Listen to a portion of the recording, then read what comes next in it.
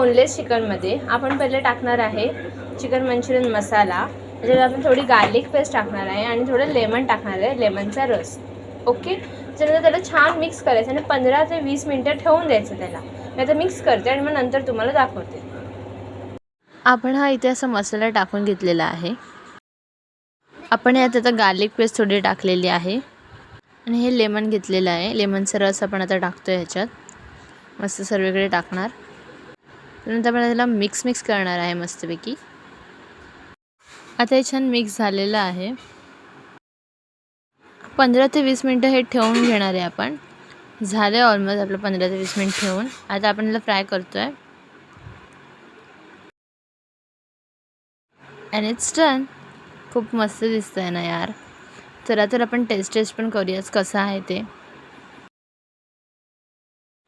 Wow, it's ready. आणि हे खूप टेस्टी होतं यार. It's too yummy.